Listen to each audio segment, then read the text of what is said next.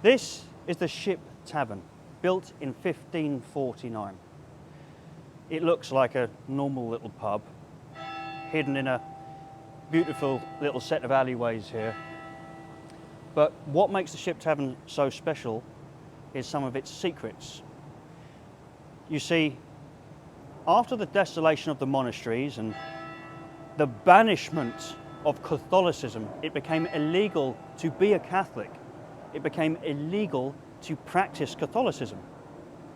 This pub hid Catholic priests and allowed Catholic sermons. Ceremony and association, basically, sir, was permitted for Catholics in this here pub during an era of persecution. Yes. A ceaseless, perpetual persecution. Which would have been outlawed at the time, which means this property actually looked after the outlaws of the day. Now, there's another huge factor of interest behind this pub. That would be Richard Pendrell, Richard sir. Pendrell, who aided the escape of Charles II, King Charles II. Now, King Charles II, his father Charles I, was not liked, shall we say, by Parliament, and he remained staunch friends, or had friends, in the Catholic world. As a result, some parties believed it was time for him to go. So Charles I was involved in what we know as the Civil War, parliamentarians against the Royalist army, and eventually Charles I lost. Eventually Charles I was beheaded. Now, 2 years later, his son Charles II, he comes back in an attempt to, after raising an army, to get the monarch back to what he believes the rightful place. And at the Battle of Worcester, King Charles II lost, meaning he had to do a runner. It was time for him to leave. And Cromwell's forces were guarding many places to escape. So Richard Pendrell, who actually drank in this pub, helped Charles II escape to a farmhouse where we get the famous term Royal Oak, because there's a tree on the specific farm to this day. It's not the actual tree. Saplings actually helped form this tree from the original tree. And the story goes, which apparently Charles II would tell people to bore them once he was put back on the throne, was that the Cromwellian soldiers were looking for him on this farm, and he was hiding in a hollowed out tree. He'd climbed up and he was looking down on the soldiers. Is it true? We don't know. The tree where the previous tree stood is still preserved, but we don't know. In a minute, we're going to go up and read this plaque here. And this plaque has something else incredibly interesting on it, because we don't know whether it was in reaction to the discovery of Catholic priests being hidden here, but something else incredibly interesting happened in this building. So why don't we have another look? The historical significance of this here building can be summed up as a marriage between the clerisy and the monarchy, mutually assisting each other while being mutually persecuted by the parliamentarians and Cromwellites. That would be the nutshell history briefing of this here locale, ladies and gentlemen. Let's have a look at the plaque. Yeah. Before we read the plaque, have a little look down here. It's right near the Royal Courts of Justice as well. You can imagine the Catholics hiding among the highest echelons of society, and they would have previously been the highest echelons of society. And here they are now, hiding in here, hiding their identity, their belief system. Al, do me a favour. Let's read this. Let's have a go. Coming nice and close for me. On this here placard, ladies and gentlemen, it says the following. Coming even closer, just in case. Estimated AD 1549, rebuilt AD 1923, the Ship Tavern. This tavern was established in the year 1549. during the prescription of the Roman Catholic religion, it was used as a shelter for priests, and I believe that this means church services were held here secretly. The neighborhood was once notorious for the gambling houses of Whetstone Park.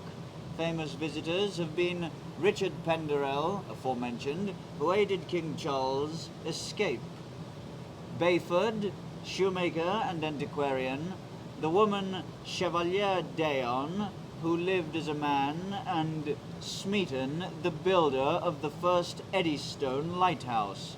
It was a centre of Freemasonry and a lodge with the number 234, and was consecrated here by the Grand Master, the Earl of Antrim, in 1786. The way up. Right.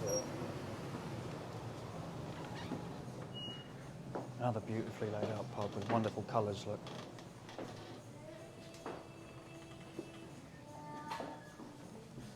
Lovely. It's cosy, warming and inviting, sir. Absolutely. And the history is terrific behind it. It's such a waste if you walk into pubs like this and they don't have memorabilia like this. Aye. Yeah. It's a lovely old bar as well. Come over and have a look for me, cameraman.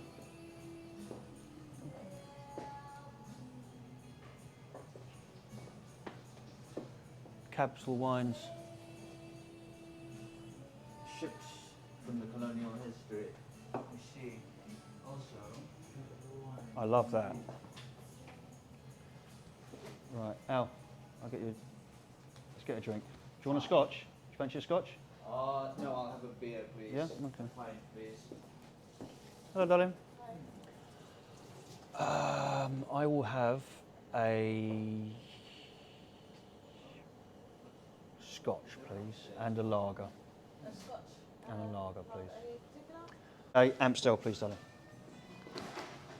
You can see the view from inside is the old-fashioned Victorian wall outside, see? This is nice.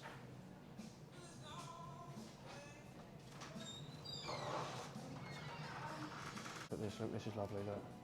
I love the old bookshelf setup. Back when I was a kid, one of my family members, he used to love buying Victorian books, and you know, he'd put up old-fashioned looking shelves, and it turns the place from new to old overnight. But, it's an effect that I deeply love, that I really do. So this tiny little room was all that Catholics had to have their ceremonies and to hide. Can you imagine them all cramming in here? I mean, it would have probably had a different layout to this, but it's hardly a cathedral, is it? You know? When previously, not long before, you had the Gothic St. Paul's Cathedral nearby, and now all of a sudden you're hiding in this little hole. An astute point, sir. The way that I see it, the monarchy and monarchies in general, as well as the priesthood class, both the monarchy and the clerisy, they can mutually cohabit and collaborate with each other so long as they have the in-group interest of the population at heart, rather than, well, being paused and taken over. This affected our relationship with other countries as well, like Spain and France, and would stem on to many of the stories which you have been taught speak of British bravery, British war success. And quite often, the actual reality behind the tales are more interesting and devious than meet the eye. But this pub, as it is now, I absolutely love it. Al, what do you reckon? It's gorgeous, both on the interior and exterior, and its history is eyebrow-raising, specifically because the plots and schemes and ceremonies and peoples that would have gone through those specific doors that we just went through. Yeah, big time. Very important historical figures. And the people looking leaders for them. So yes. imagine not only the calibre of people that are telling authorities to look for people that are in here, and the calibre of the people in here that are hiding from them. You're talking Yes. the top echelon of both sides. Yes. And it's a back and forth. The supreme decision makers of England at the time of the Civil War across both factions had this here specific locale as a focal point of their investigations into the opposing faction, the monarchists, papacy affiliated factions. And therefore, this here locale being a hotbed of these two warring factions, on the one side papacy and monarchy, and on the other side parliamentarians, Cromwellites and internationalist entities, really is an interesting point of history that deserves to be remembered and recollected. This here domain serves as testament to that, which is English history embodied. That's the function of this here domain. It serves as an embodiment of English history, and that's why it ought to be cherished. European history. Yes. European history. I'm glad that they didn't demolish it, and the people whom ensured that it didn't get demolished, if a deity exists, may it bless their souls. That's all from me. What? Hang on, before we end. Very rarely do we actually do this now, but I'm going to give this quite a high rating. I'm going to go for a 10 as far as historical layouts, just feeling. I'm going to give the pub a 10. Only you in the audience can really decide what you think if you used to come here. What do you want to give it? 9.2 out of 10 because it's a factional crossroads of history. He's hard to impress, clearly. Yeah. Yeah. So I wouldn't mind it being one story taller, but having the exact same... You can't just fabricate history out of nowhere. No, you can't There is another place up there. We just can't get up there. Oh, really? Is it a VIP area? Because by that theory, you can say, I wish it was 30 stories down. Precisely. No, but you can't Yeah, do that. It's a cozy locale crossroads, though. So it's not big enough for you, is that your problem? Correct. Right. Well, it's not big enough for Alex, okay? But I still give it a 10. The history of it, though, is eyebrow-raising and intriguing, as far as I'm concerned. To the pub. To the pub.